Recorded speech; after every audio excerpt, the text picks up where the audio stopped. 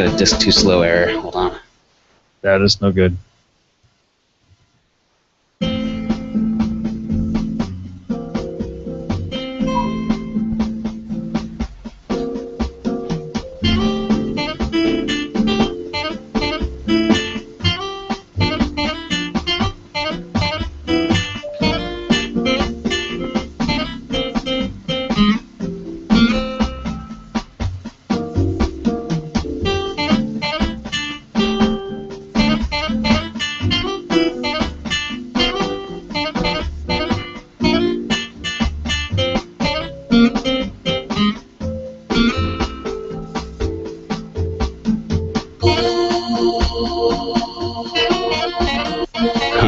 Test recording one more time just to see Okay. that disk too slow didn't screw everything up.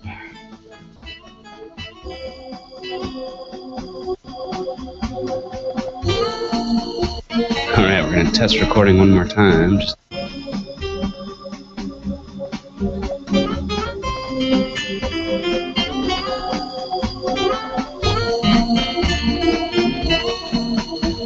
Got a bad feeling about this.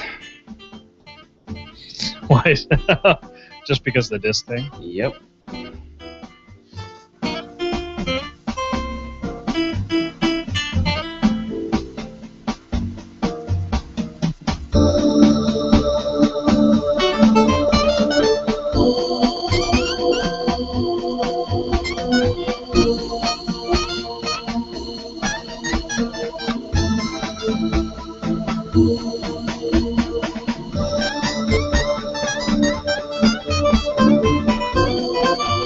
Okay. Let's see if it might have to repeat ourselves several times, but it is recording, and we're not going to touch it now. So. Perils of software upgrades. We'll just live on the edge, I guess. That's what I like to do.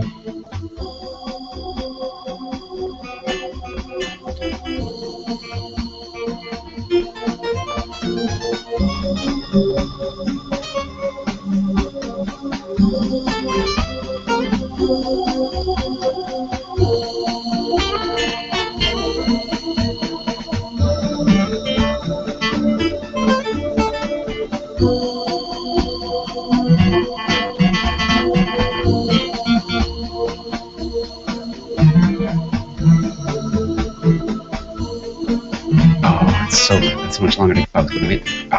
Disk too slow.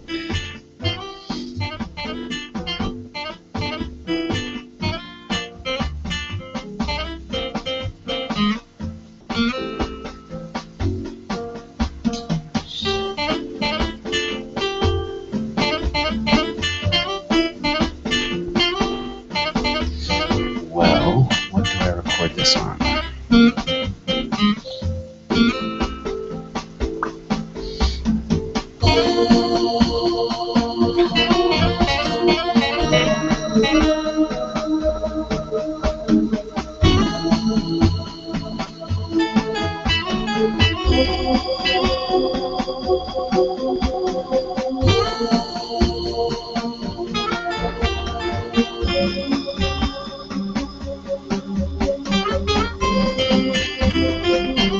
I'm going to try something real quick. It might take me a minute, though. Yep.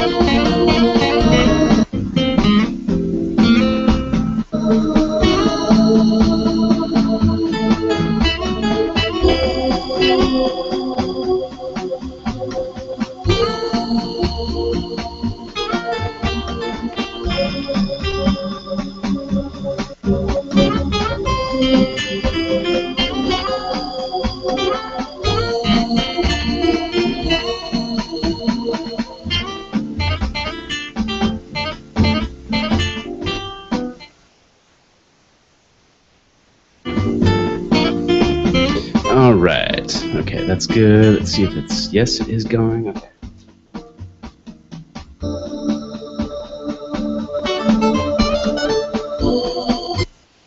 Whew, that was fun. Right. Close this window.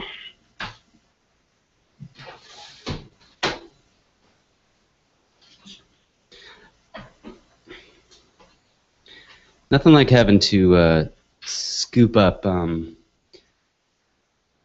scoop 6 gigabytes of hard drive space out of a hard drive that's absolutely full, right when you're trying to record a show. So. I wouldn't know. That sounds like something that I would not want to do. It wasn't so bad. I found something that could go. No big Throw away all the porn. Exactly. Who needs it? Except for when you do. Well, yeah, we do. Right. But, yeah. Okay. Well, since it's been a while, I will do the starting. Good evening, listeners, friends, countrymen, people who aren't countrymen, but we still consider friends. You are listening to a really kind of long-awaited Super Number One podcast, Super Number One cycling podcast, and since it's been so long, I figured we'd return to an oldie, but definitely my favorite, the podcast of Campagnolo Wishes and Carbon Fiber Dreams. I love that one. It's good. I want that on a T-shirt. Yeah. So I do want that on a T-shirt. I actually saw one the other day that was Campagnolo means bling bling, bitch. That's what it said, and I'm like, you know what? That's pretty appropriate. Pretty true. Yep. Pretty true. Pretty true. Yeah. So how have things been going, Andrew? What has been new? Things have been going. It's been. I mean, basically, the last time we talked, or on the podcast at least, is almost a month ago. You're right. And things have been happening. I've been going on vacation and that sort of stuff, which was came at a time where I had done maybe the most volume in a week that I've ever done on a bike. One of the reasons for that was that I last year, when this whole cycling thing for me really kind of started, I was using Map My Ride, and which maybe someday we'll talk about Map My Ride versus Strava, maybe not. I think someday we'll probably just talk about Strava because I really do not like Map My Ride. Yeah, I like Map My Ride. So there's the podcast right there. I like Map My Ride. So. Well, you've never used you've used it for the mapping tools, right? That's it.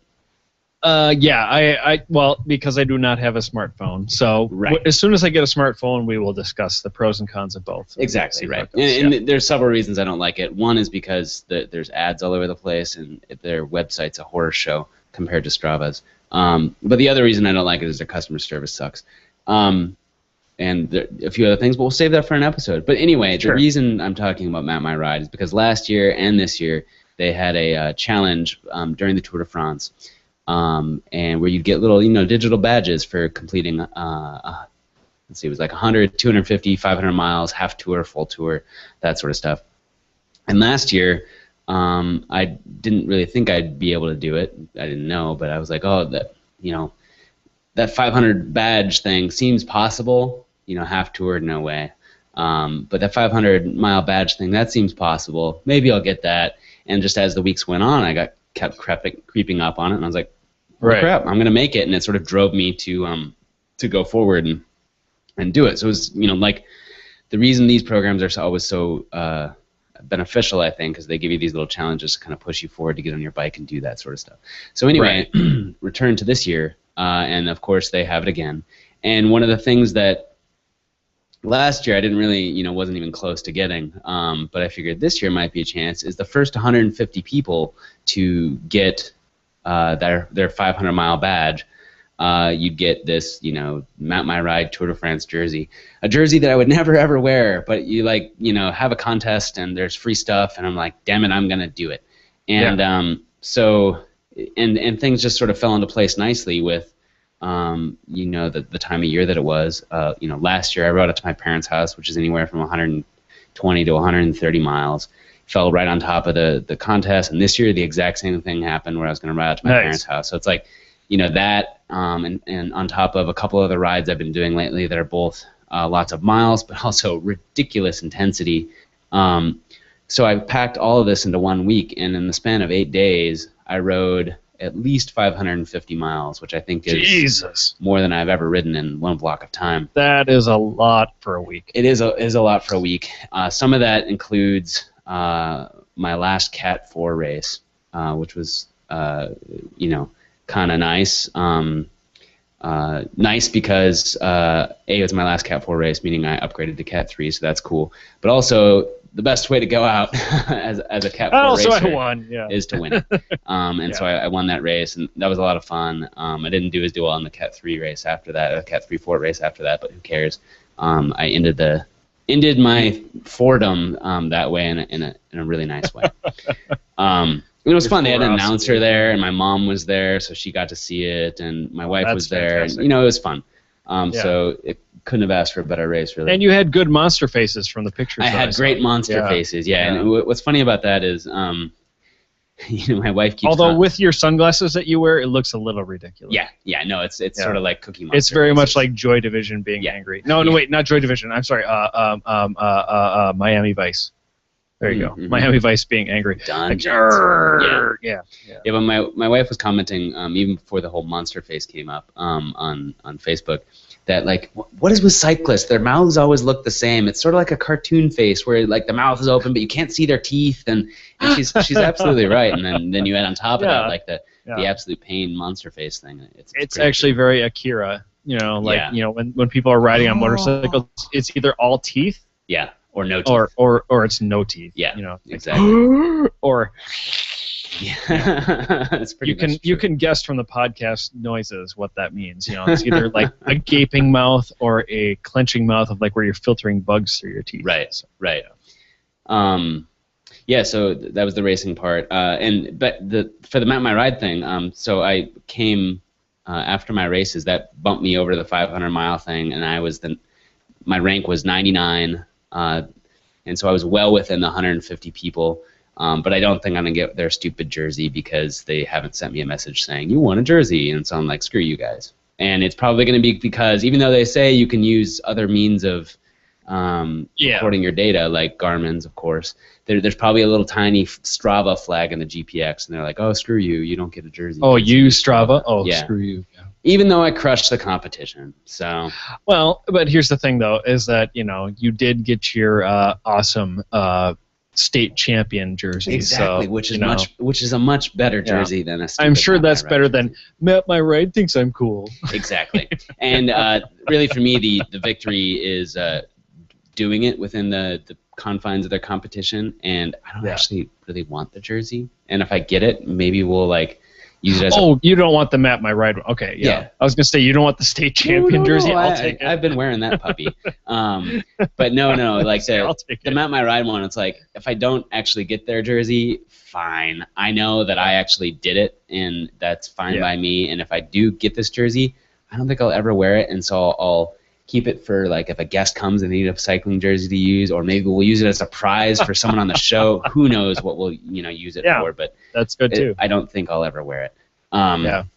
Someone could have my stinky jersey too. Exactly. So it's sort of neither here nor there. But so lots of miles. Jersey. But so lots of miles, and then I went on vacation, and I think a week of not riding the bike seemed like a long time, but after a week of 550 miles or whatever it was, or and really more on top of that, I was like, it's time for a break, and I came back and have been riding since, and didn't feel like I've lost anything, and I probably am better off for it. So I would imagine you'd be better rest off. is good. Absolutely. Yeah. So what about you in the summary version? What have you been up to? The summary version. I've been doing I wouldn't say a lot of riding, but let's say this. Okay, I've been doing a lot of riding, but not a long of riding. I've done a lot of riding as far as like 10 miles to 20, 30 miles-ish range. Nothing crushing long distance after my 200. Sure. I've just been kind of like laying off the long distance stuff. Not because I just can't do it. It's just because I've been like, you know what? Okay, I did a long distance. Let's just take it easy for a while. Right. And I'm going to ride for necessity and pleasure more than for any kind of fitness goal. Sure. Right now. At the same time, though, I do need to be riding for a fitness goal because I'm heavy right now and I need to be losing some weight. So I'm working on that. I'm working on losing some weight. But the 200-mile ride was pretty fantastic. we'll save it because Yeah. I think we're really going to talk about that. Yeah, let's more talk in the about that a episode, little but, bit later. But that was really my big thing that I have done lately. A lot of all my other rides have been short stuff, single speed, fat bike, also with the cross bike, which I have decked out for long distance riding right now. Sure. But great rides. I've really been enjoying, Andrew, the short distance stuff lately. And when I say short, that might be other people's long, but I'm just saying, like, I am really liking 10 to 30 right now. Right. That it feels really fun, and not pushing hard. Like, let's say anywhere between 13 and 16 mile an hour average, and just riding for the hell of it. And I've really been enjoying that. It's been a lot of fun. Just about riding every day. I wouldn't say every day, but just about every day. Right. And not pushing to the point where I get winded beyond, like, hills. Okay. Like, you get on a hill and you push hard just to get up the hill. And then beyond that, just, like, riding what your legs want to do. And that's been feeling really good lately. I think it's a good recovery stuff, getting ready for the fall race season. So it's doing well for me. Sure. I have 3 races coming up in the fall, one of which you will be doing with me, which we'll talk about shortly. And just getting ready for that. See if I can ditch a little bit of this weight and see if I can build up a little bit more muscle mass in the legs. And so that is pretty much what I've been up to. Nothing major, like, oh, this is like I made major progress. No, it's basically been just like, let's try and be more efficient and have fun. Sure. And that's summer. That's summer. Yeah, so. yeah. And along those lines, I mean, I've been doing still lots of long rides and also, like, high intensity kind of stuff, which I've been enjoying quite a bit because doing things like double pace line and just melting your face off kind of speed rides. Yeah.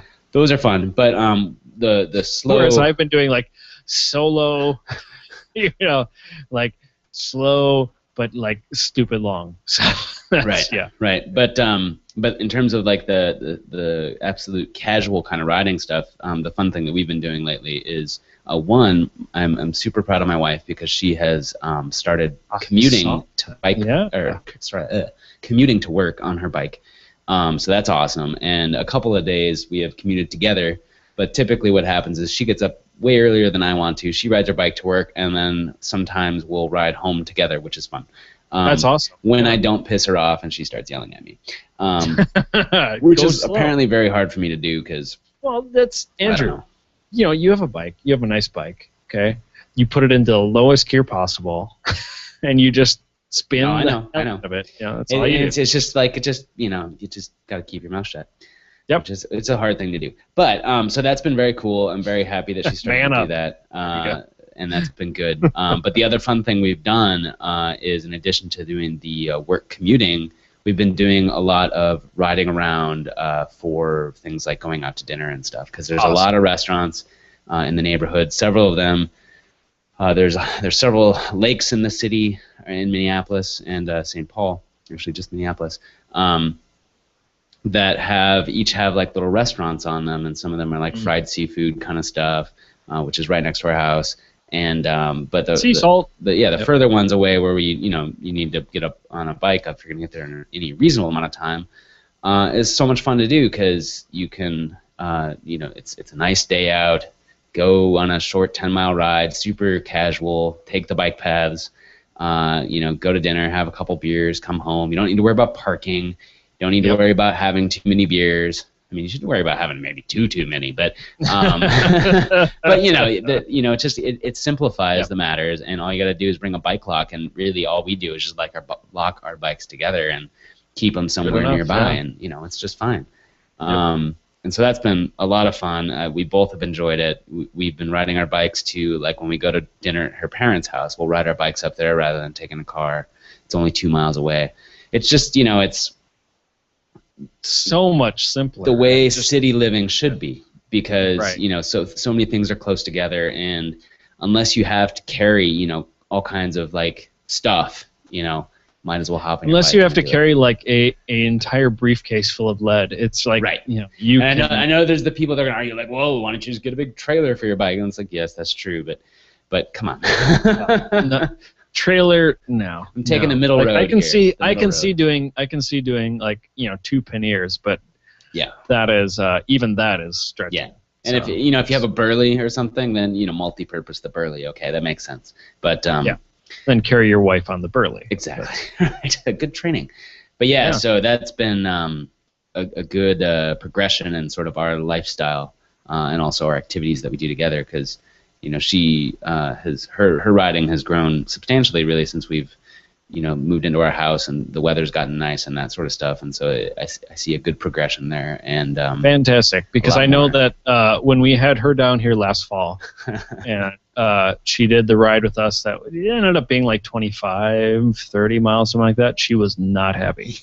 Yeah, right. She did not like a couple of hills there. By the end of the ride, she was happy, but Yeah, but like some of the hills were not happy for her, No. and I didn't blame her either. I'm like, that is something like if you come into with, platform pedals and like no training, like that's pretty brutal. Yeah. So So it's cool. I'm looking forward to. I mean, I'm teaching her about what we've been doing on the way home from work is when I haven't made her mad at me because I say something stupid. She's been Sprints? drafting behind me, so we're going a little bit faster, and so I'm teaching her about like group riding etiquette, even though it's just her and I, and she's picking up on it really well. And so I'm looking forward to in the future when we can do like a coffee ride together in a group and that sort of stuff, and where it's super casual, but you need to be comfortable riding next to people. And speaking of coffee rides, I'm doing one this weekend. Pretty much just by myself, I think, but where I'm riding out to a sandbank that's on the Zumbro River. Okay.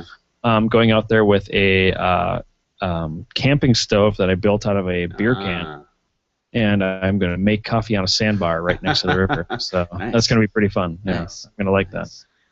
that. I have to invite people yet, but Sure. we'll see who shows up. But Sure. yeah. Anyway, Andrew, let's get on with this topic. Well, before we get on with the topic, we have very important things to discuss, and that is we've got 2 new reviews, Yes. both of them from our 5 stars. The first from Joe Lee. He says, "My favorite cycling podcast, and I listen to a lot of them," and that is seriously high praise. Yeah. I don't know if we deserve that, but thank you for saying. Thank that. you. Yeah. 2 guys honestly talk bike passion, racing, and gear. Fun, funny, and interesting. A must listen. So thank you so much for that Thank review. you, Joe. That is very flattering. I will read this other one, and it's by 8 p.m. to 6:30 a.m., that's a brutal shift. That's what I was thinking. Yeah, like, geez, dude. Okay. So the review goes, love the new show. Got hooked on all the stories about riding, so I went out and bought a bike. Woo! Huzzah. Now I just need to find a group for the longer rides. Yes, no. Depends on who you're talking to. If you're talking to Andrew, yes. Well, Talking to me, I would maybe say not. they're 2 different flavors because I really enjoy both. I do enjoy both, too. So that's true. Yeah. It's finding a balance. So yeah, I agree. Yeah. If you have been doing a lot of solo riding, then I think that is an episode we'll talk about. Yep, and here he actually mentions that here. He says, great subject to talk about. Well, there you go. Absolutely. Yeah, we'll talk about it in sometime in the future. Only complaint is there are not enough episodes. Well, we're working on that because it's been a busy summer. Sorry, I apologize. And bring back the beer segment from the old show. Keep up the great work, and Fat Bike is my next purchase for the upcoming winter. Well, yes, sir. Thank you, sir. That's what I like to hear. Fat Bike for the win. And bringing back the beer segment, we could probably do that, Andrew. We could. We have a request for it, so We it do have a could request. happen, yeah. Tell you what we'll do is we'll do this. This week in alcohol. Oh, it brings back memories. It does bring back memories. Well, actually, it's kind of surprising it brings back memories, honestly, because how could you remember such things? it's usually a blackout. But yeah, so maybe we'll bring it back. I don't know. If we get some other votes for it, though, based on either old listeners or people who listen to what we have to say tonight. I mean, I'm not saying we're going to do it starting now all the time, but if we start getting people saying, hey, yeah, talk about more beer, then maybe we'll bring it back as a regular we could thing. do that. Yeah. But tonight, since we are doing our inaugural Super Number One Cycling This Week in Alcohol. I will start with a classic, especially classic. And what I kind of like about this idea of bringing back the beer segment is we can kind of, I mean, what we did on our old show is we always were, typically always drinking something, beer, wine, alcohol, 40s. Yeah. Horrible beers, that sort of stuff. But another angle that we sort of brought into the old show, but that we definitely can bring into this show is what is a great bicycling beer or like a recovery beer. And so that's how I'm going to open in this one.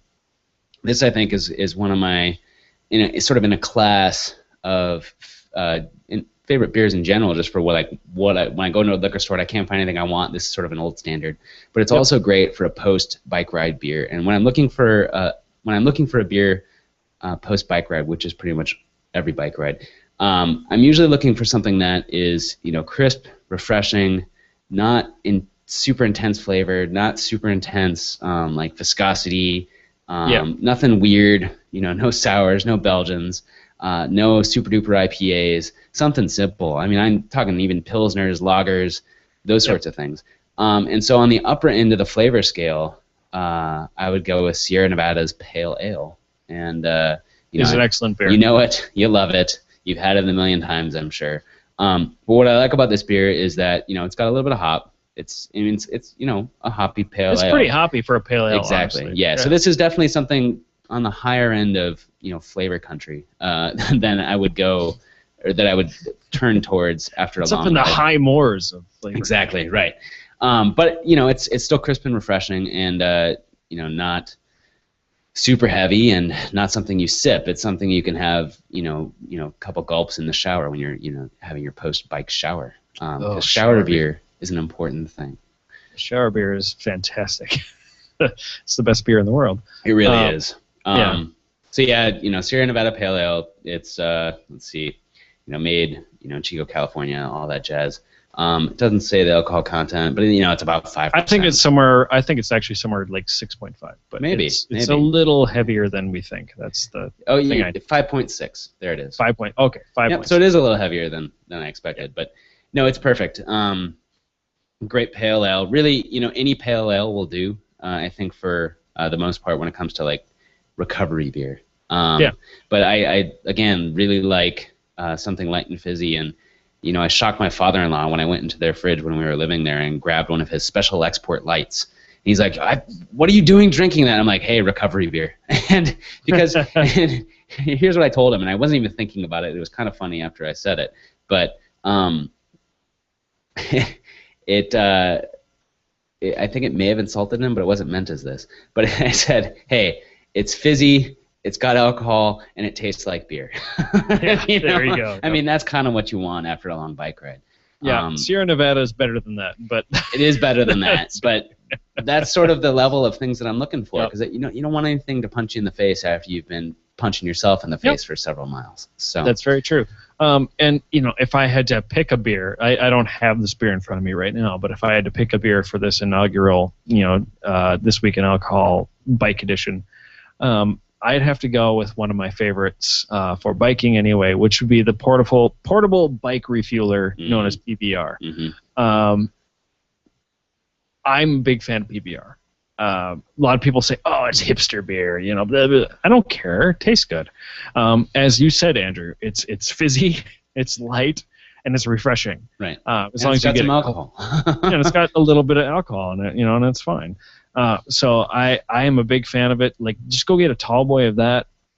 You're good. After your ride, it's great. Stand in the shower, drink that, and also right now, if you look at a lot of the cans in the last couple of months anyway, they have this like cool art on them that actually, like, some of the art on it, it's done by some tattoo artist or something. I'm like, damn, I would actually get that tattooed on me. It doesn't say PBR, but it's like this cool cat thing with like metal logos and stuff. I'm like, oh man, I want that. That's actually pretty badass. So I'm a big fan of like the simple beers after a bike ride. PBR, Hamm's, Grain Belt has saved me so many times now. Yeah, Grain Belt. I'm trying to think of another really simple. Even Coors. Mid bike ride, where it's just like, what do I need? I need 150 calories. That's cold and fizzy. Yeah. Honestly, there are very few that I'll turn down. Mm-hmm. You know, at miles 75 Mm-hmm. of a ride. Mm-hmm. You know, where I'm like, oh man, I just want something that's not water and not an energy gel. Right. Not you know, a Cliff Bar, and I just want a different flavor. Like, yeah, well, hey, Fizzy Light beer, you're the winner. Exactly. So exactly. there you go. Well, thank you both for your reviews, and thank you for the suggestions and the praise. Yes, thank you. And everyone else who is out there and listening, you know, if you have things you would like us to discuss on this show, please go to iTunes, leave a review at Super Number One. Yeah, just search Super Number One on iTunes. We pop up first thing. Super Number One Cycling, leave us a review. That would be fantastic. And let us know if you want to see more This Week in Alcohol. Yeah, please do. Please do. We can make that happen. We can. We have that power. We've got those bumpers. We They're just have waiting. the bumpers. We have the power. We have pallets. We can make these things happen. Mm-hmm. So it's true. So Kevin, Andrew, go. Our last episode, we talked with Christopher Tatsua about things such as limits. And, you know, it was a perfect episode because you were about to go on a very big bike ride, and I was sort of planning not as big a bike ride, but a very fast bike ride. You were planning an epic achievement of your own. Exactly. And, so I think we both have something to say now in retrospect about limits and that sort of stuff. And so let's discuss our adventures. Let's do this. I don't know. You want a paper, rock, scissors for first, or? I want to hear about yours because mine's a very quick tale, really. So. Well. Yeah. Funny. All right. Yeah. No. So here's the first thing I'll say about my adventure is that I am planning in the next couple of days, maybe like, I don't know, maybe I'll give myself like generous 10 days to actually record a long version of this. Okay. Where I will give it to Andrew and he can listen to it and then put it on the feed if it's worthy of the whole thing of like, you know, everything I was saying. So I was trying to write it down of like the whole 200 mile, you know, like I've read all these great blog posts of people who do like long rides and like really epic rides and like all these things happen and like these deep thoughts that they have and like stuff. And then I tried to write the same thing and it just ended up sounding pretentious and just like utter bullshit. I can't even. You know, I know we're trying to keep this podcast, you know, relatively clean, but it was bullshit. It ended up being very pretentious, very. You know, it was a lot of like, you know, what's a word? Yeah, it was like epic, but not epic. Very like selective. Yeah, exactly. Man. Exactly. It just wasn't working. And so. I read it again, like the first 3 pages, like I brought this these reasons, and I'm like, yeah. A lot of people want to know what flavor of garbage. You know, like that's stupid. That's just I'm sorry. You know, like it's interesting to know what people brought in a general scale, but I just take it. So anyway, so if you're interested in like the details of this ride that I took. There's going to be something coming out on this feed that's going to be me talking about it in more detail. Just keep your eyes out for it. We'll tweet about it. So when it comes out, if it comes out. Otherwise, there'll be a tweet that says like, you know what, it was equally pretentious and it didn't happen. So we'll see if I'm feeling super ambitious, which this is a dangerous thing to say, but maybe we'll like Radio Lab it up or something. Sure. No, let's not do that. Let's not do that. Let's just make it. It's going to be a stream of consciousness, kind of just like, you know. There's going to be no soundtrack or anything. It's just going to be as things happen. Anyway, okay. So, or if there is stuff, it'll be stuff that I add. I'm not going to put that on Andrew. So, there you go. Okay. So, 200-mile ride. So what the ride was me deciding that I've done 130-ish, and deciding that, you know what, 200 is the next logical step. 150 is farther, but it's not far enough to be a real limit pusher for me. Right. Because, I mean, when you hit 130, I mean, both you and I said this, I think, after. We were both tired. Mostly we were cold. We also had no daylight left. and Yeah. it was mid-November. But I would have think, guaranteed we could have done 2 if we would have had the heat and the daylight. yeah, but we could have easily cranked out another 20 miles. No Oh, big yeah. deal. Yeah, that was no it would have problem. been painful just because of the cold, but it wasn't physically impossible or anything. Right. So that's where I was looking at this. I'm like, okay, so 130, 150, I know is totally feasible. So 200 is the next step to logically take. Mm-hmm. So Logically. well, what even else are you gonna do? I mean, Right. I'm not like you, Andrew. I'm not the. You know what I'm gonna do? I'm gonna ride 10 miles at 80 miles an hour. I'm not that guy. I'm the guy that's gonna be like, you know what I'm gonna do? I'm gonna spend the entire daylight hours and more riding my bike. So anyway, so I made this plan to go from my current home back to my hometown of Spicer, which ended up being 187 miles per Google Maps. Okay? Sure. So my plan was like, okay, well, I will add these little detour here and there, and I will get it up to 200, which made total sense to me. So my plan was this: I will leave at midnight. Why leave at midnight? Why would you want to do something stupid as that? Because I wanted the maximum amount of daylight as possible. Mm-hmm. And the other reason was that on July 4th, my parents were having a family gathering at their house.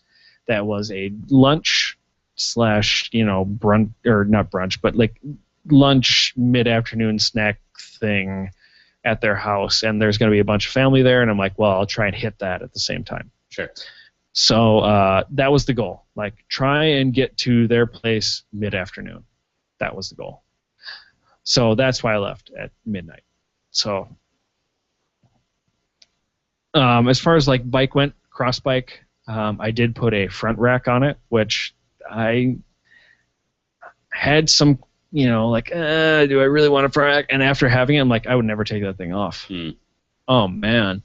If you're doing a long ride, I would much rather have that weight on the front than on the back. Yeah, sure. Oh, man. I mean, it just balances out the bike so much better. That and just like having a rack on the front, I was able to put like a map like right on top of my lunch bag. I had a lunch bag on the rack that was insulated that I had a couple beverages in and 2 ham and cheese sandwiches. And, I was able to put the map right on top of that, and it's like right in front of me. And it was fantastic. So front rack, big fan. Like, I love it. I had 2 water bottles on the frame, and then I actually got 2 water bottle holders for the fork. Oh, okay. Sure. Which I used some old inner tubes to wrap around the fork and then clamp these onto there, and they were rock solid all the way. And there was a lot of gravel riding in here. Mm-hmm. There was about 50, 60 miles of gravel riding in this ride. And they did fantastic. So just a basic rundown of what I had nutrition-wise. So I had 2 water bottles that had electrolyte tablets in them. I had 2 water bottles that had coconut water, and then I had my Camelback that had 70 ounces of straight water. I also had 4, you'll like this, 4 Red Bulls, and then 2 ham and cheese sandwiches, 2 things of beef jerky, and then like a bunch of Cliff Bars. Mm-hmm. And then also your regular like patch kits, extra tube, pump, blah, blah, blah, all that normal crap. So just to run this down, like Cliff Bars, I think I had 1 on the entire ride. Like I brought like 5, 6, and I only ate 1. I never ate them. Ham and cheese sandwiches, gone. I ate both of those. Yeah. Beef jerky, ate both those. Done. Coconut water, that was the first to go. That is fantastic stuff. Yeah, no, I like it. I love it. It's one of those things that it's very brand dependent, but a lot of it kind of tastes like sour milk to me, or some of the brands do, and so I can't imagine drinking it. Was it Nico or Zico or something like that? I like that. Yeah, I'm not sure. Yeah. Anyway. There's one in cans that I like that it has pulp in it, so I usually get it like when I go pick up groceries. I'll have one. I can't imagine it warm though. That sounds kind of horrible. It actually wasn't bad at all. It actually tasted the same. Okay, that's good. But I did finish that off first, so it was the least, and that was at night. Sure. So it was, cool. But man, the electrolytes in that were just fantastic. Yeah, and that's one of those things that, for a year now, basically since, we're sort of coming up at a kind of a year anniversary for me and my whole transformation kind of shit. Yeah. I mean, actually, literally to the day almost. But but that's one of the things I discovered last year was, having I started with electrolyte tabs, and I more recently moved on to like Scratch the Labs. natural stuff I've been using better. that stuff. Yeah, and so I really like the Scratch Lab stuff. That's good stuff. Yeah. And I'll still use things like Gatorade, but that stuff tastes horrible to me. And too sweet. Yeah, it's horrendous. But so I really like something like that in addition to water, not completely doing away with water, because I think every time I've done that, when I've done like 2 bottles of Scratch Labs, it's horrible. And to have a bottle of each is really the way to go, I think. So exactly. A little bit of calories, a little bit of sugar. I'm sorry, a little bit of salt. Yep. Nice. I liked having the Camelback of water, where whenever I wanted just to like cleanse the palate and just get like back to neutral, it was no problem. I didn't have to reach for anything. It was just right there. And then when I'm like, you know what, I'm just feeling like, I need something, like Camel or coconut water is like right there. Yeah. And the 2 bottles that I had of electrolyte stuff, that was my last resort stuff, and I didn't actually use that until I was about 10 hours into the ride. And then I started like going down to that stuff, and at that point I was like, this stuff is gross. So, but I have a feeling that everything would have been gross. Yeah, exactly. So, well, exactly. we will see. Yeah. But anyway, so left at midnight, had all this stuff. There's a lot of like little incidental things that happened in the first while, but the thing that I really noticed that was just absolutely fantastic is that when you're riding in the middle of the night, in the middle of nowhere, the sky is amazing. Oh my God. Yeah. I mean, it was like full on Milky Way out in the middle of nowhere. I mean, there's no light pollution. It was like north of nowhere, basically. There's very little light pollution, no houses around. You get to see this like full sky, and it was just beautiful. It was it's one of those things where I wanted to take a picture of it, but I have a really crappy phone, and honestly, unless you're going to sit there with like a camera that has like a really good like a B-stop where it can just like stay open for like 30 seconds, you're not going to be able to see anything anyway. Right. So it was just something that really made me glad that I had actually started at midnight. So I'm like, wow, this is, what's the last time I actually went out and saw like the full night sky in all of its, no clouds, no light pollution, like full on, like, woof, this is crazy. And man, it was amazing. Now here's the thing, is that it gets crazy at night. Okay, so you're riding at night, and you're on your cross bike, and you're on a gravel road, and as you are wont to do on a bike on a gravel road, you kick rocks, with your tires, and they go kicking off and stuff. Well, the thing is, at the middle of the night, it's 3 a.m, and it kicks off, and like, oh my God, werewolves! Like, I swear to God, there's someone following me. I keep hearing this noise, and you know that it's rocks, but at the same time, you're like, right. That rock has been very familiar for a while. Right. Like, I don't know about that. And there was a couple moments like in the middle of the night where I was coming through a town. I was coming through Owatonna, and there was a bike trail going through there, and they had a bunch of flood damage. Come through there, and there's like these big sand dunes. They're like 6 inches deep of sand on the bike trail, and like that was nice. Like, oh made it through the first one with no problem. Second one, I decided like I'll just walk through that one. And, right. There was more interesting things that there are pictures that I might have of this, but they're very dark, bad cell phone pictures. So, but it's basically like, oh, guess what? You want to know what it's like to be Ichabod Crane in Sleepy Hollow? This is what it's like. Like completely overgrown trails, like completely like tunnely, and like any moment now, this is where the killer comes out and kills you. A lot of that kind of stuff, but at the same time, super fun. Riding cross bike on basically what Google Maps said was a bike trail, not a bike trail. Closer to, I guess they could call it a bike trail. Like should actually be called a ATV trail. like a mountain bike trail. Sure, okay, so sure. on the cross bike, yeah, you can totally do it, no problem. If you were on a road bike, you would be screwed. Mm-hmm. I mean, this was like really rough gravel, really deep sand, Mm-hmm. like kind of like crazy stuff that, you know, your speed went down to like 5 miles an hour, and that was Mhm. like pretty good. And it was like a couple of miles of that. And also because Google Maps, when you print it out on like sheets that just tell you what direction to go, they're not very specific. They don't really tell Yeah, you. those And I'm like, the verbal directions they give you are just yeah, and I'm like, so am I on the right thing at all? I don't Yeah. even know.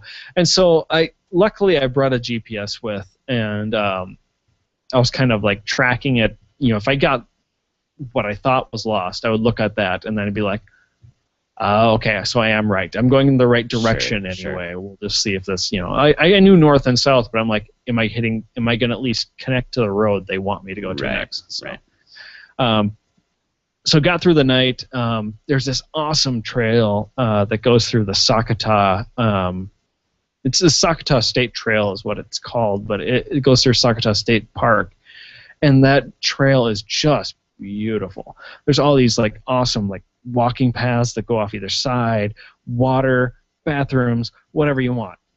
Fantastic. And it's like about, I don't know, 5-8 miles of that. And I'm like, oh man, this is fantastic, because the Sakata State Trail goes on for like 38 miles. And I'm like, this is going to be just the best 38 miles in the world. You know, and it's 8 miles, and then it turns into absolute bullshit. So you go through this little town of Waterville, and all of a sudden it turns into basically what snowmobiles do to bike trails in the winter. It just turns into garbage. Mm-hmm. And it was that for the next 20 miles. It was, honestly, I would have welcomed freshly graded gravel at that point. Sure. I would have been like, that would have been better than this this blacktop that is just rutted, Yeah. super, you know, bumpy. All over. It was bad. And also, it was at that point, like, I don't know, 5, 6 in the morning. The mosquitoes were coming out. If you stopped, you were dead. Mm-hmm. Like, you would like, oh, by the way, hello, have you been introduced to Dr. Acula? Yes, this is, yeah, he's going to take your blood. And it was bad news. So don't stop.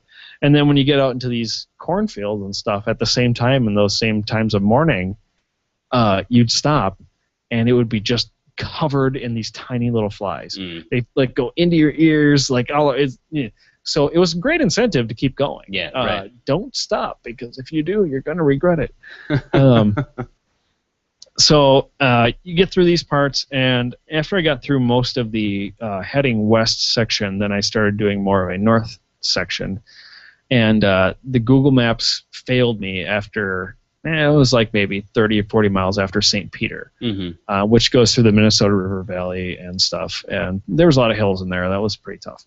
But the maps got me through there, and then all of a sudden they gave me this road that says like turn left on TR21 or something like that, or T21. Like, there is no T21. Right. This does not exist here. I actually like went around for like probably 5 miles looking for this road. Couldn't find it. Good thing I did, though, because that got me up to my 200 something. So it was great.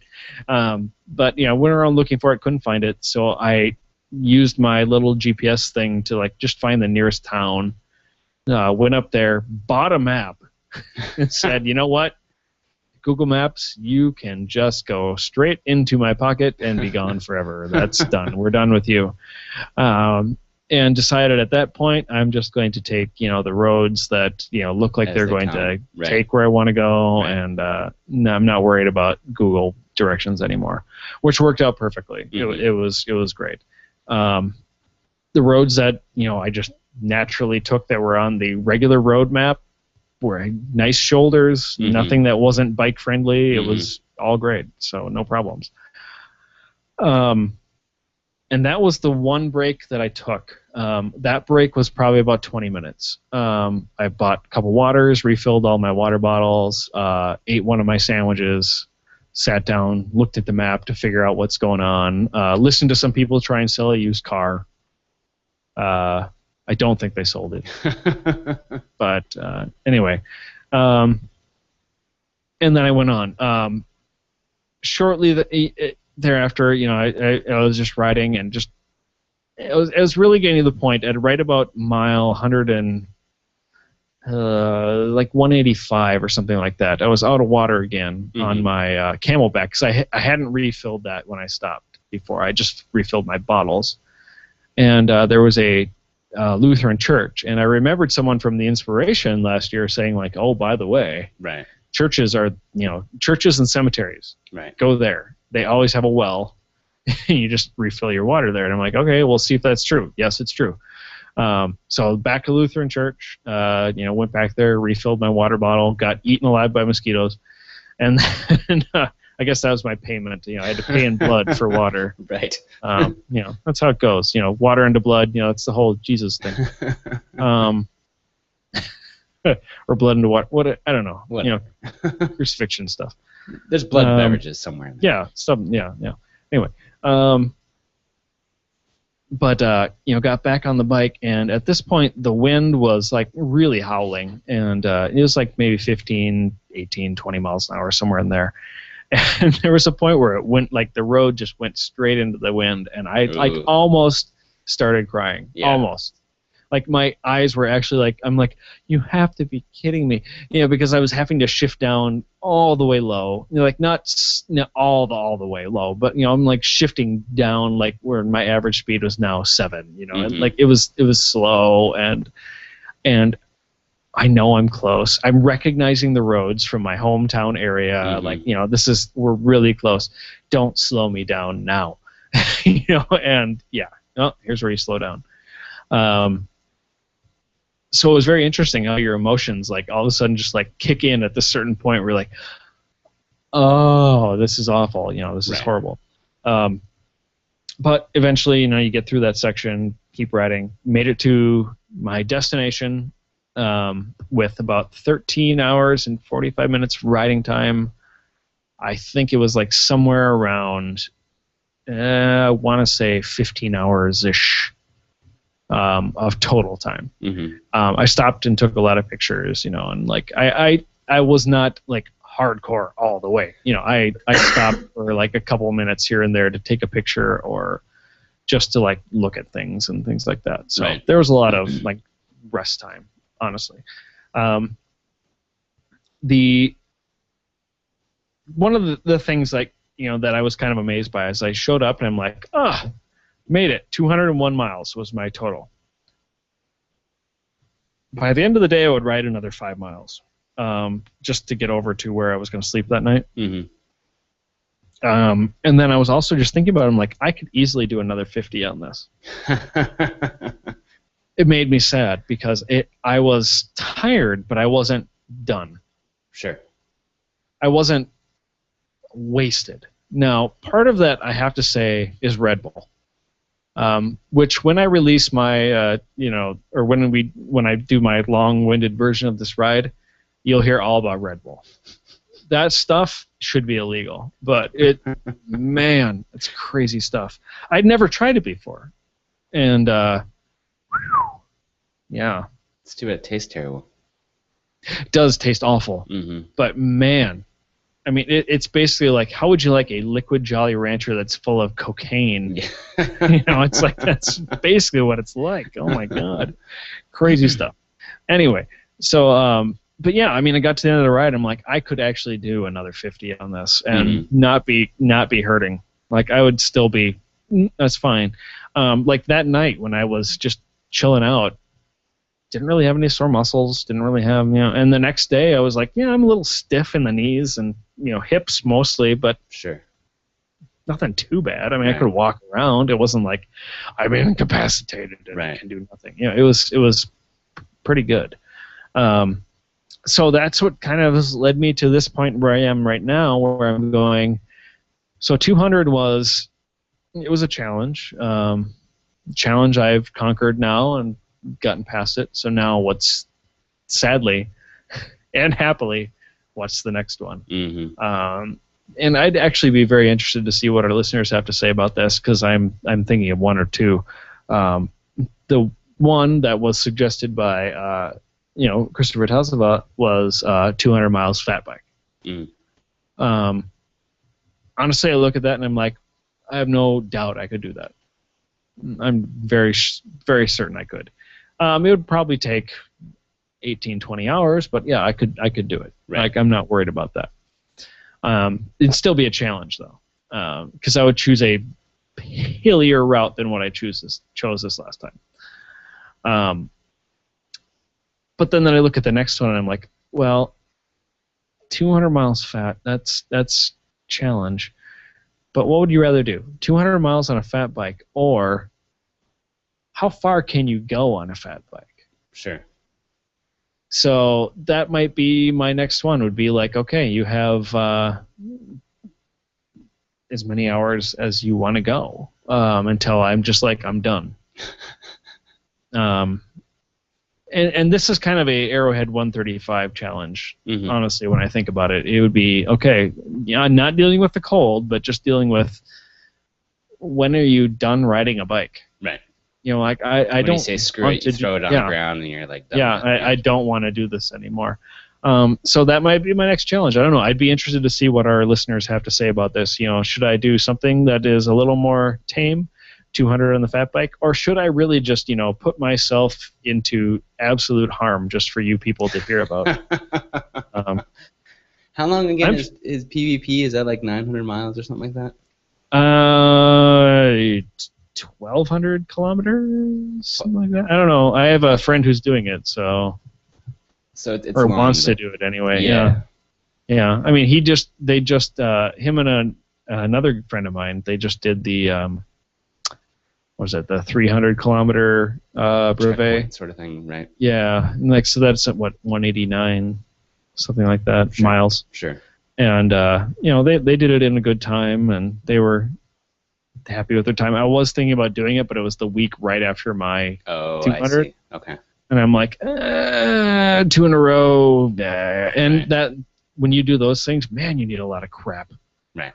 Like, they want you to have like 18 different reflective things and like all these different blinkers, and you have to pay the licensing fee for the brevet, and like and I'm like, that's all well and good, but I just did one. No. Yeah. So exactly. But it looked fun. I mean, they had a good time, especially since like those organized ones, you go to all the different Quick Trips in the area. Basically, you stop at the Quick Trip and you sign. The Quick Trip attendant signs your card. Nice. And then you go to the next one. That's pretty funny. So like, that's great. But they did have to ride a lot in the rain, so they actually had a very tough ride. Sure. But, yeah, it was good. Anyway, please let me know, listeners, what you think my next one should be. Should it be a 200-mile fat ride that is more gravel and just like a little harder than this last one, or should it be something that's like, hey, let's just see what you can do, slacker, and how far can I go in one go? I'm interested. I'd like to know what you think. So, yeah, Andrew, you have had equally difficult things, but a lot of them have been, in my opinion, way more brutal. Well, there's one question I have for you though, because as you said, the miles when you got done with the ride, you didn't really feel it that bad, but I suspect you felt it in one spot, and I want to know how that went. Are you talking about chamois region? How'd the undercarriage feel for you? Honestly, no problems at all. Really? I thought you said you were like numb for a couple of days. Oh, my genitalia was completely numb. Yeah, like there was absolutely no penis feeling at all. But that was for about maybe a day, not a whole day, like maybe 12 hours.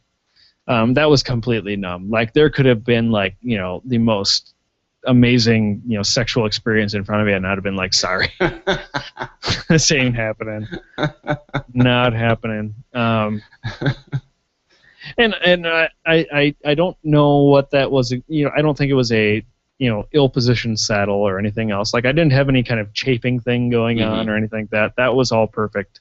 It was just more of a matter of, oh, by the way, you've sat on a bike saddle for that long. for a long time. Exactly. And yeah, there's going to be not a lot of feeling down there. So it was very interesting, though, when I got off the bike finally at the end, and I'm like, you know what? I'm going to go take a shower, and I'm going to pee, and then I pee, and I'm like, wow, am I touching anything? I don't even know. It was pretty great. It was an experience. So. Well, my favorite part is when you're doing the ride, I woke up at like 3 in the morning and I texted you to eat something, and I think I did it at midnight too. And yeah, well, you did it like I left at midnight, and then like somewhere around 12:30 it was like eat something, just a bite. I'm like, okay, fine, I will. And so then I text you back, nom nom nom. You're like, good boy or something like that. But yeah, it was actually like kind of nice to have the reminders to eat and do things. But if you actually look through my whole tweet or Twitter account through that entire ride, you'll see like from midnight to 6 in the morning, there's all sorts of tweets. Mm-hmm. And then after that, it's like, you know what? Well, no, that's all during the dark. Like there's interesting things. But then as soon as light comes out, it's like nobody cares. Right. I don't care anymore either. Right. So I just want to finish. But in the middle of the night, there was all sorts of things where I'd be like, I would love to see a ghost, but I don't want to see one tonight. Like out in the middle of nowhere, giant hillbilly bonfire in this field.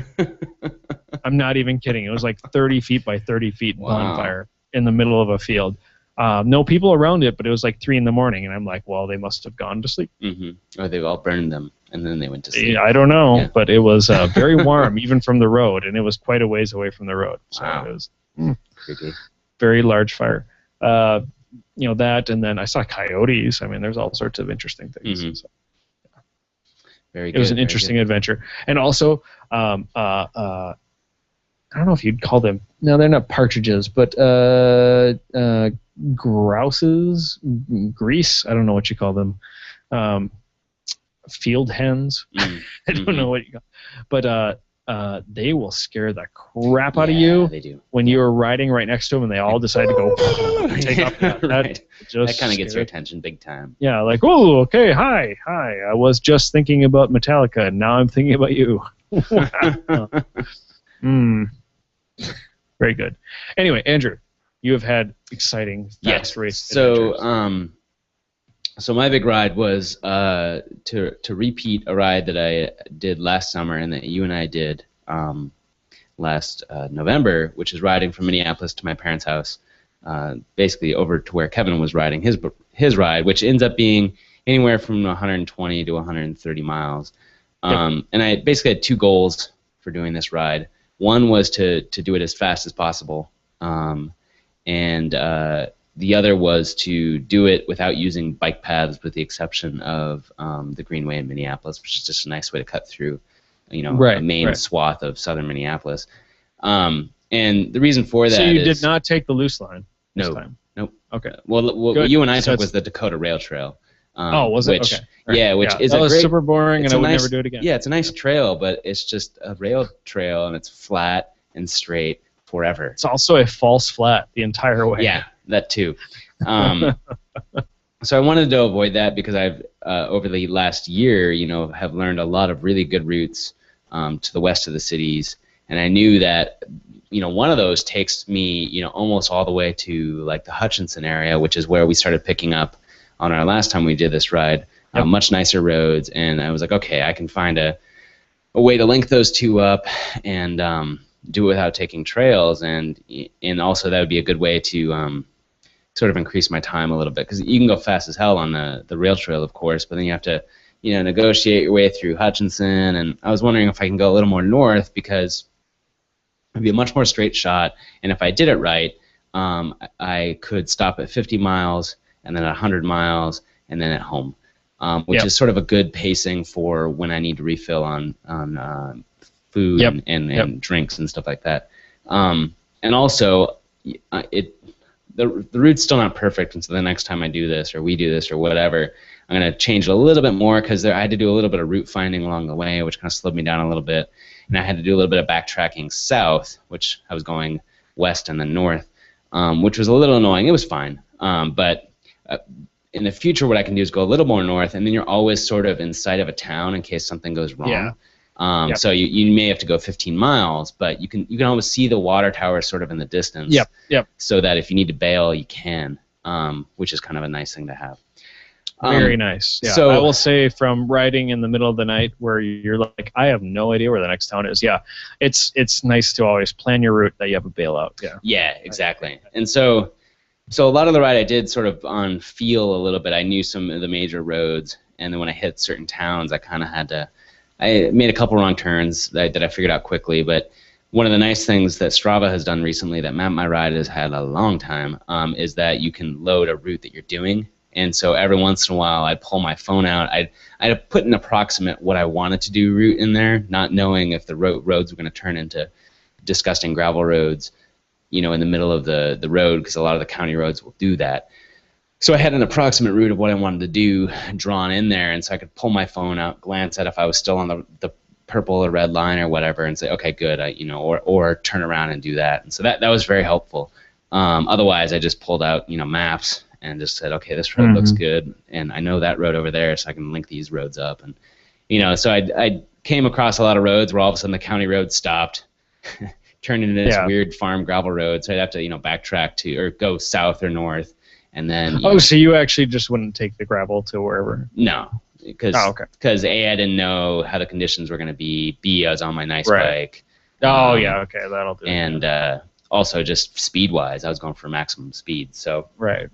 Yeah. So what sort of my goals were I've been doing, a lot of centuries since racing season has slowed down a little bit, and what's been fun about them is most of them, or all of them really, have been in groups, with the exception of the Almanzo. But back last year, I was doing 100-mile rides in something like 8 hours. The Inspiration 100 or whatever, I did 750, and then some solo rides I was doing 7-ish or whatever. And but as the year had gone on, I started to pick things up a little bit, and then I started teasing when I was in a group like 6:30. I'm like, oh, that's pretty good, and thinking that was good. And then we did the Almanzo, and I had just almost under 6 hours. I was like, sweet, So I was like, well, maybe I can do under 6 hours. And so I started to do rides in groups where the pace was high, where I was starting to hit like 5:30 or something, and I was like, sweet, this is pretty good. But it's in a group. I wonder how I can do on my own. And part of it was I was saying that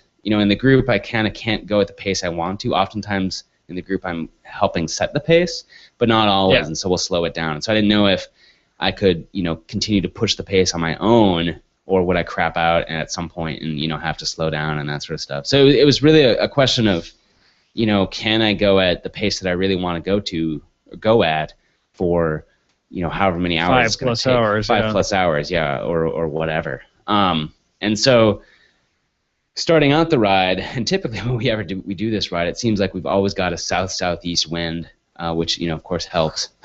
To go out, and then on the way back you're like, yeah, exactly. So I knew that going into the ride that I was going to have not much wind, maybe up to 10 mile an hour, but the weather was saying it was supposed to be about south-southeast. As the day came, unfortunately it turned to south. And so for most of it, and for a lot of the ride, it really felt like I had a crosswind. If I wasn't, I had tailwinds for sure, but there was a couple times when I had to backtrack, so I had headwinds, and mostly it felt like crosswind because there's a lot of going west, and it's just howling in your ear, which slows you down to a certain extent. But the winds didn't really feel like a problem to me, and I felt like even though 2 days before this ride, I'd done our hill ride, which is pretty intense, and then I'd done this other ride where it's this intense pace line for 40 miles and then another 30 miles on top of that. And so I was, I up until that point had done a lot of volumes. I was like, okay, am I going to be able to even do this? And so I was nervous on that aspect. But so I went out, started after having a delicious savory waffle, as you do before 100 miles. And went about my way. I think I probably left at like 9 a.m. or something like that. And all I was carrying on me was 2 20-ounce bottles of water, one with Scratch Lab stuff in it. I had a couple of the single serving packets for refills for later, Yep. Which I would buy water at a gas station and fill those puppies up. And I had maybe some shot blocks and like a Cliff Bar and one other thing. So I wasn't really carrying much on me because I was planning on basically stopping every 50 miles.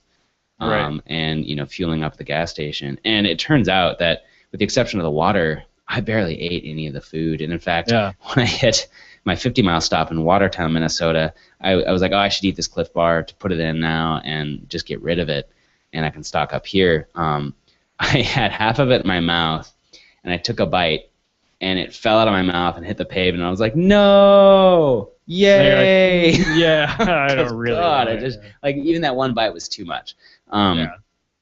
So I spent a little time maybe 10 minutes, just a tiny bit more in the Watertown thing, had to spend a little time in the bathroom for whatever reason. I don't know why, I just did. So that slowed me down, a little bit, but it's kind of necessary on a hot day where you're pushing yourself, It's that nervous race tummy sort of thing. Sure. But then that was my first spot where I sort of had to really do any route finding, so I whipped the map out, filled up my bottles, bought a couple more bars. Salted nut roll, by the way, is like the premier bike food. I really like the salted nut roll. So from there on, salty nuts. Yeah, didn't really know where I was going to be going, and so that's where the route finding really started. But at this point, I was howling along. Every time I looked at my speedometer, I was probably going at least 22 miles an hour. When I had semi-favorable winds, I was going 24, 25, 26. Cruising along, and so maybe on a hill I'd start hitting 18, 19, but it felt like I was going in the 20s pretty much the entire time. And it was a completely clear day, and I had sunscreened up, of course, before starting the ride, but there was a lot of sun, and I was a little worried. I didn't bring any more sunscreen with me, and I was like, I'm going to just take a chance and see what happens, but I wish I hadn't made that decision. But so there's really nothing eventful to say other than, I had to do some route finding. I skipped Hutchinson. That's no longer a part of the route, which is kind of nice because it slows you down. It slows you down. You don't have to duck down into a big town and, do the stuff there. I'm just hitting small towns. Yeah, hitting small towns, hitting their gas stations, in and out and back on the road, which, when you're, things like the Almanzo and the Inspiration, it's the same sort of story. You just kind of want to, fill your bottles and get back on the road and get it over with, Yep. Unless you need to warm up, there's no point in just sitting around. Right.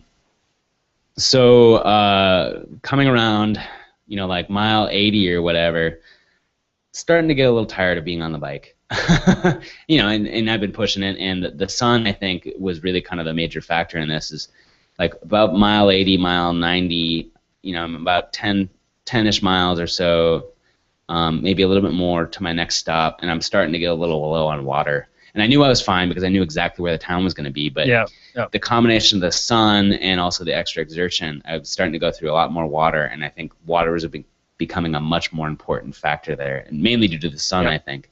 And so at about mile 80 or mile 90, I started to feel just not super, but starting to feel tired. And so when I crossed the 100-mile marker on my phone, I looked at the time, and I hit 4:51 for the moving time. Jeez. And so I was going pretty fast. I mean, you can subtract from that or add to that, 10 minutes I spent at the gas station for real time. But regardless, that's still way fast. Still cruising. That's the fastest I've ever done a century. And I'm sure I could do it again, especially if I don't have to do a bathroom stop like I did.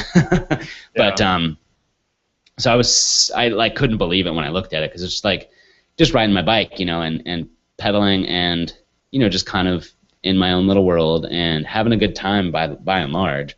But, pushing myself enough that every time I see a new road that I'm supposed to turn onto, it's kind of a little reward, and I do a little dance in my head, because it's like, sure, thank God I'm progressing, because some of those roads that I was on, you're on for, 20 miles. And, you're not going to make another turn. And it just, every turn that I made felt like I was getting close to being done. Even though I knew, based on the mileage, how far I had to go. It was just those, ticking off the actual changes in the route. And the no longer needing to look at the map, because I knew the next road. Okay, now I can glance at the map quick. Okay, the next road's going to be this. And so it's just, those things, having to not stress out about if you're going to miss your turn and that sort of stuff is kind of a nice feeling.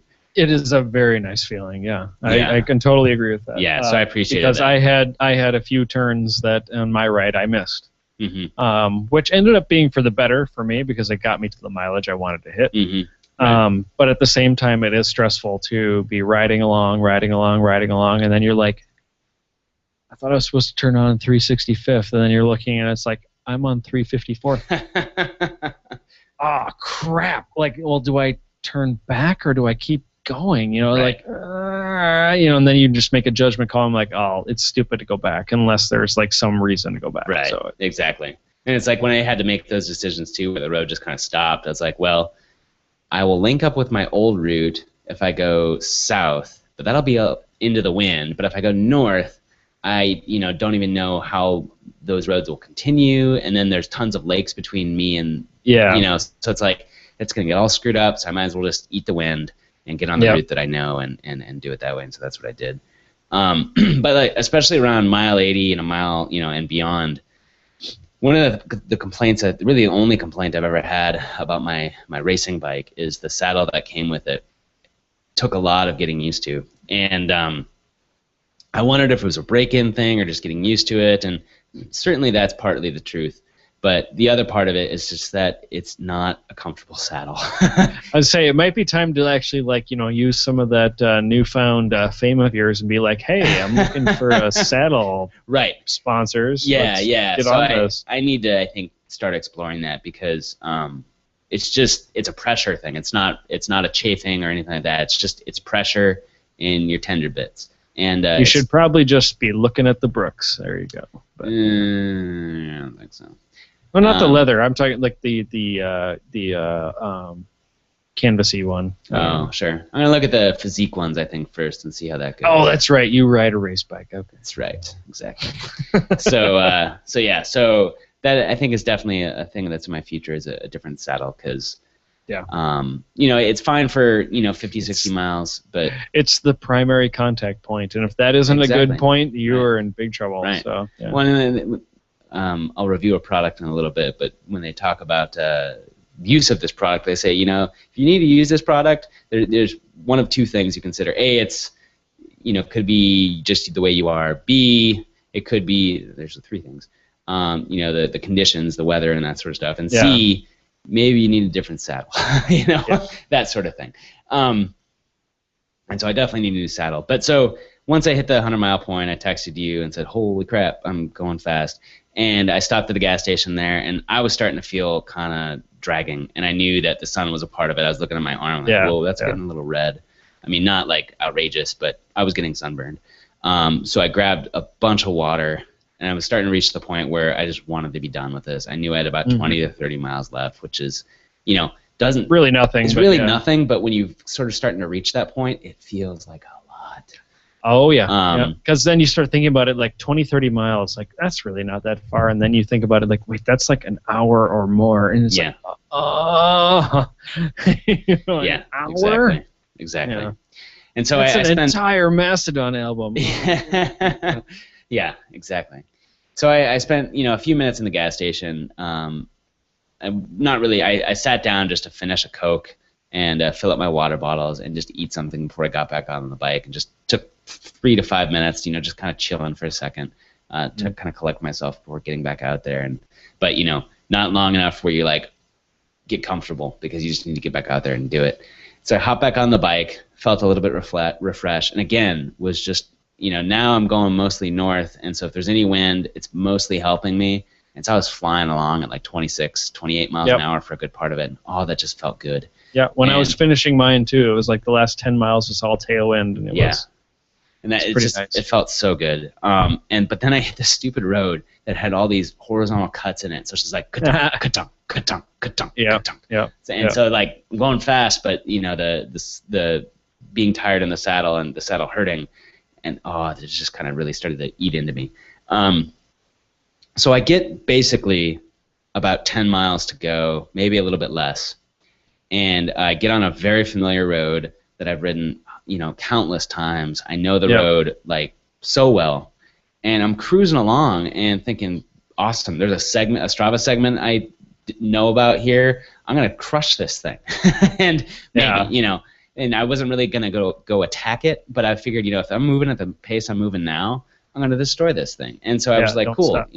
Let's do that. I make a slight left-hand turn to head south and into the wind, and the wind hits me in the face, and all of a sudden my body just goes, nope, you're done.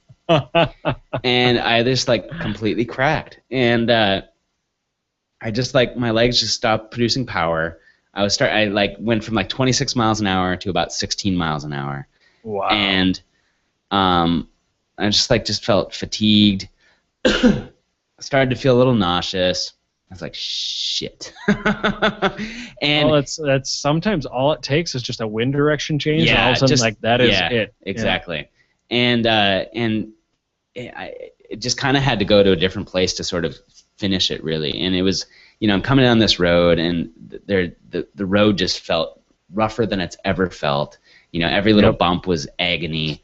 And there was these sections where I was like, oh crap, there's that hill coming.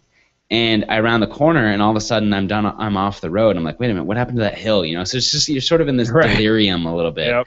And well, it's one of the things that you will get in when I do my long thing that's coming up here about the ride, is that you'll get to hear about after I was done with my ride and the hallucination I had afterwards. I'm pretty sure it was hallucination anyway. And the thing is, it was so subtle, I'm not entirely sure, but it was. Right. Yeah. Anyway. But yeah, so I totally hit my wall in the last, 7 to 10 miles or so were just kind of agony. But I made it, and my total mileage was 124 or something, and I did in 5:53. So the average speed was about 21 miles an hour.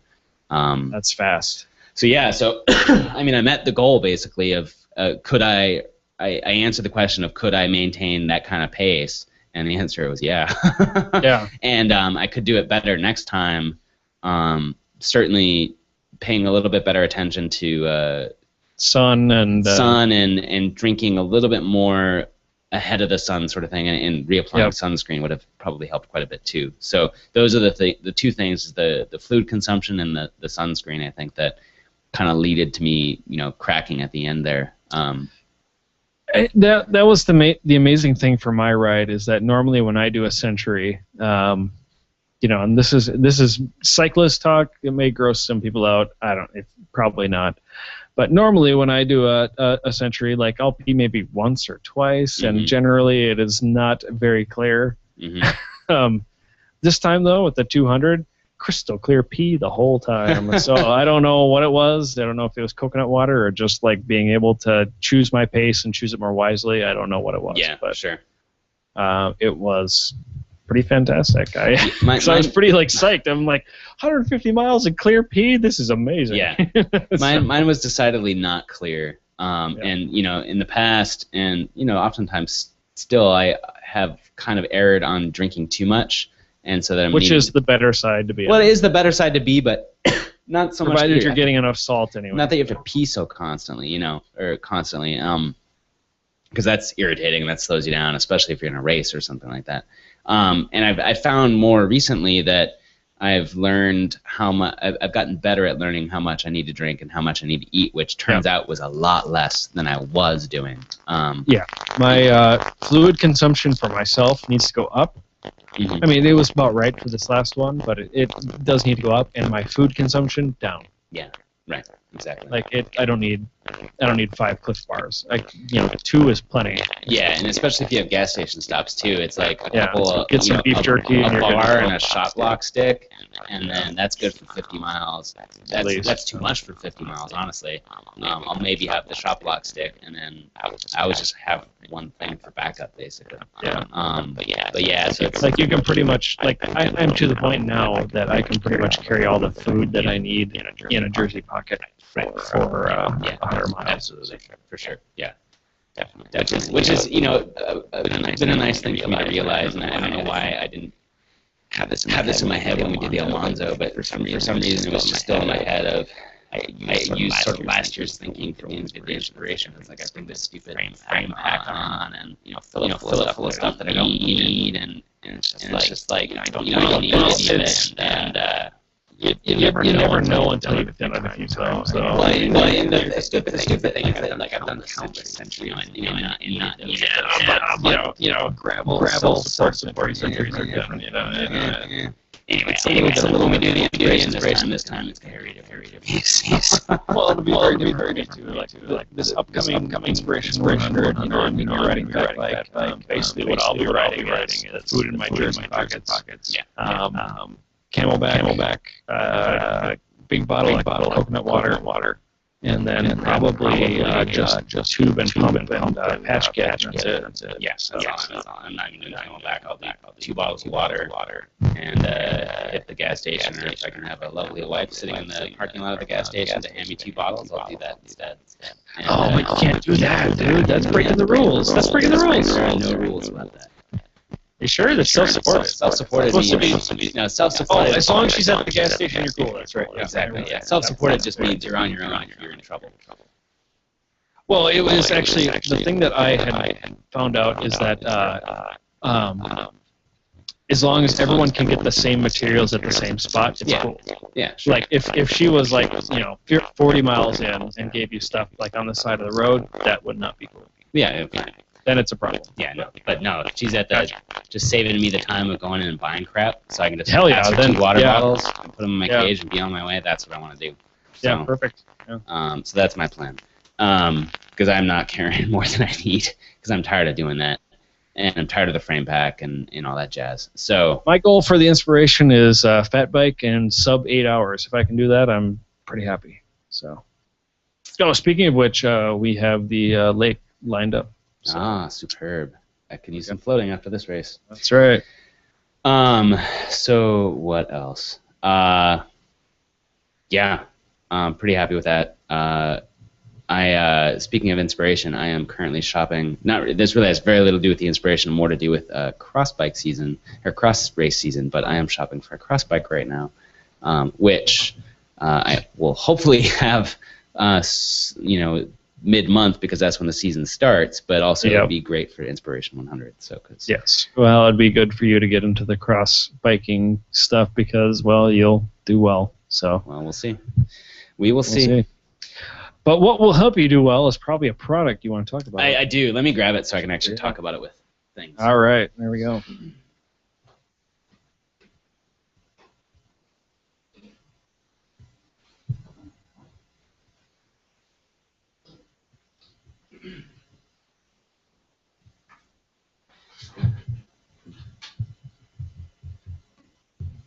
All right, so for our product review for the evening is something that I never thought I'd actually buy, and I didn't know. I mean, I knew that we would talk about things like this on the show, and talk about the places that you put it. But just to start it out, we're going to talk now about nether parts and nether regions and such, and the discomfort that goes with them. And some people would refer to it as the taint. The taint, yes. Yeah. The gooch, the grundle, I'm sure. I like grundle. Yeah. Grundle's good. But so the product that you put there, well, I'm sure there's many products that you put there, but the product that we're going to talk about today is chamois balm or chamois butter or whatever. And the particular product that I have with me now is the Donkey Label chamois balm, and Donkey Label is a local company that makes some pretty nice stuff. I like the stuff they have. It's got nice style. And when I went into the bike shop and I said, so, awkward question, but chamois butter. Do you recommend it? And which one? He's like, well, if you're going to use it, use the Donkey Label one. I'm like, okay. And so why am I even investigating chamois balm? Because when I first started riding, I heard people using it, and I was like, why would you need to use that? It doesn't make any sense to me. When I did a little reading on it, they sort of made it sound like this antiquated thing that was no longer necessary. And so I sort of put it in the realm of embrocation, which I just don't even want to talk about embrocation because Anyway, so I just thought it was just sort of this silly thing that people did because it seemed pro. And but as the summer went on, funny, but but as the summer went on and the temperatures rose and the humidity went up, I started developing this permanent chamois tat on my taint. And it's not a matter of chafing or anything like that. I think it's literally just all of the time I spend in my bibs with the extra sweat and humidity. I've sort of like got like this contact dermatitis sort of rash, like basically diaper rash is what it turns out to be, you know. Honestly, I'll be completely honest, and I have had some of the same things. Yeah. So with the extra sweat and the hot weather, all of a sudden I was starting to get saddle sores basically, and I was like, they're uncomfortable and they're kind of burny, and I knew that with this upcoming, you know, big ride, that would be a really unpleasant sort of thing to do. So I was like, you know what? I'll give this chamois balm stuff a try. And so I did a little bit of research on it, you know, to figure out what kind of the best products were. I thought I was going to go with one called D's Nuts, which is, anyway, I'm not sure about the name. But one of the things that people talk about when they review the products is that, you know, they say, you know, one of the reviews I was reading is basically sort of describing a situation like I had too, was like, you know, I never thought I would need chamois butter until I did. Yeah. And so they went through all the products and they sort of divided them into two different kinds, or two different kinds, and then two different, you know, delivery methods. One is basically scented and non-scented, and I think they tend to do the non-scented ones for the lady bits. Yeah. And I should say it's more than scented. It's a sensation, because these things have a very, you know, grandma's medicine cabinet. Some would say it smells pro, and I mean, I guess it does smell pro. I'm starting to understand what pro smells like. Like prophylactic? Maybe. But it's got sort of a menthol, tea tree. Let's see. I mean, the ingredients are olive oil, so it actually looks like congealed olive oil. It's kind of the greeny yellow sort of thing. Including beeswax, avocado oil, blah, blah, blah, calendula, lavender, chamomile, essential oils of peppermint, eucalyptus, myrrh, lavender, patchouli, Peru balsam, and more chamomile. So you can kind of imagine in your mind what that smells like. And with all of those ingredients in there, too, you can imagine what that feels like down there. And I think I texted Kevin something to the effect of, that I am the keeper of the sacred scrotum fire, the temple of the tainty, or the temple of the tingly taint, and it gets your attention. It really gets your attention. So it might not be for everyone to have a pro smelling crotch, but the feeling's not bad. What does your crotch smell like? Professionals. Well, and that's the thing is, you walk around, like we went to a restaurant immediately after I applied this stuff, and I'm walking around smelling like, you know, that stuff. And just got done with the tour. Yeah, you kind of leave a trail, so it's its own natural aroma, and so it smells good, but it smells. A biker musk. And but on a nice hot day, your crotch is nice and cool. So it might not be for everyone, but be forewarned that it will get your attention, and for me, I kind of like it. You know, it's not too bad. But it's nice because it has a nice sort of it sort of alleviates the friction, and also you know, it's kind of like a lotion that sticks around, which is good for you know, the tender bits they're trying to protect. So like it helped sort of stave off any further you know, burniness, rashiness, wear and or tear. Yeah, exactly. So it seemed to work while it was on there, and this particular product lasted a long time. I have since used it a couple other times, and I was maybe a little too liberal with the application of it, and it actually survived in the chamois through a wash, and I still felt it on the next ride, and smelled it definitely on the next ride. So I'm still learning how to properly apply it. The other thing that people will comment Stubborn donkey. That will comment on in the reviews is sort of the method of application. And this one comes in a tub, you know, sort of like a hair product sort of thing. And the reason a lot of people don't like this is because if you're going to share it with people, you will taint its contents by double dipping. And so some of them come in like a little squeeze bottle applicator thing, but since I'm only using this, I don't really care about tainting the taint lube stuff. I was going to say, I wouldn't want to share chamois butter with anybody. No, it seems like not even consenting adults should share chamois balm. It's one of those things. Just get your own tub. So there is that. The other thing that I did not really know what to do in terms of application method is like, some people apply it directly to the chamois, other people apply it to themselves. I did both at the same time because I said, why the hell not? That might be much. It was a little bit much, I think. In the more recent time where I completely impregnated my chamois with chamois balm, I've applied it only to the chamois, and I think I used too much. And so I think the strategy I'm going to apply in the future is apply it where you know it needs to go, and then let it distribute as it needs to be. So don't do it like the documentary Hell on Wheels. Yeah, exactly. Yeah, where the guy basically like, oh, how much do you need on here? I don't know. How much would you put on Lefsa? Yeah, exactly. Well, I mean, that's probably fine if and it's probably a perfectly appropriate amount to use. But my way of looking at it is that this tub right here costs $25. I kind of want to make it last a little bit. And so since I'm not having, the tour, my team pay for it, I'm going to go a little bit more gingerly with it. So, and I don't think you honestly need that much. You need enough to do an ample coating of the undercarriage, but not too much. Yeah. So basically just to keep the rust off is what you're exactly. So, in terms of reviews, do I like this stuff? I think so. I don't use it all the time. I'm not sure if I'm going to try other brands because this one has worked for me. And it's about the same price that all the other ones are, and it's a local company, so it's cool to support that. So your mileage may vary, but if you are starting to get a chamois tat, you maybe should try it out. There's another product that I also have, which is called Monkey Butt, or Anti-Monkey Butt, which is just a talcum powder thing.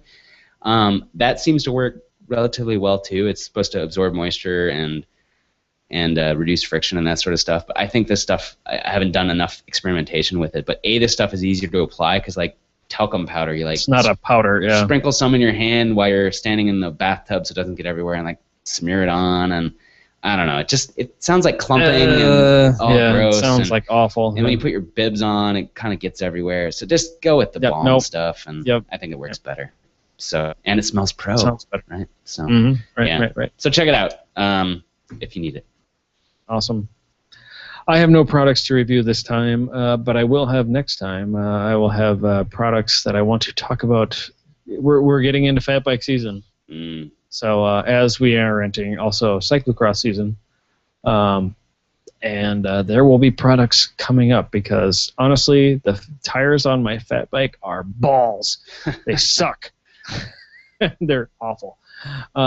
Today I was riding my fat bike. I took a corner that they had just recently put the grit on the road where they put the new tar down and then they put the grit on top of the tar to impregnate it again. Like whoosh, that like nearly wiped me out. Just taking that, and I'm like, okay, these tires are balls. They suck. It's a fat bike. I should literally be able to take any kind of turn that I could possibly think about taking. I'm going like 10 miles an hour. Come on. It's not like I'm like taking these things at like massive speed. So anyway, so that's something that's coming, but I'm pretty sure the tires won't arrive until late September, October-ish probably, because the tires that I want don't come out till September. So if you are watching Fat Bike Tires, you'll know what I'm talking about. I see. Okay. But we'll see. By the way, Fat Bike Tire Company that is putting out tires in September, call me. I'll just check these guys out. So. Anyway, so Andrew, people who want to send us emails and tell us things that they think are important and ask us questions and all those sorts of things, where would they do that? The first place would be to send us emails at supernumber1cast@gmail.com, and we'll read emails, take your suggestions there. We'll read them on the air, that sort of stuff. If you want to get a hold of us in a shorter, more concise format, you can use Twitter. The show feed is supernumber1, And then, more importantly, our individual feeds are the Nth Andrew and the 4Tree for Kevin. Yes. So you will find us there. Please, contact us with any questions or comments or anything you'd like to hear on the show. We very much appreciate it. Also, once again, leave us reviews on iTunes. We really appreciate those. They help the show a lot. They give us some notoriety, and not only that, it's one of the best ways that you can really let us know in a very succinct form what you would like to hear on the show. That's right. So and it makes our show page smell nice and pro. It does, yeah. Like it smells a lot like Andrew's crotch. That's when right. We do that. So, which smells apparently like pro. a pro's crotch. Yeah. Which honestly, if you say like your crotch smells like a pro's crotch, sounds. Could have some meaning. You mean professional or you mean prostitute? Exactly. Can't it be both, Kevin? I smell like syphilis. Tasty. You do indeed. Wow, this just like really tastes like hepatitis in the air. I can taste it. That's horrible. Mm-hmm. I'm sorry for saying it. Anyway. Well then. Would not be a Super #1 show without me offending somebody. So exactly. That's right. I apologize to all of you who enjoy the taste of hepatitis, I guess. They have feelings too. They do. Good night, everyone. Good night, everyone.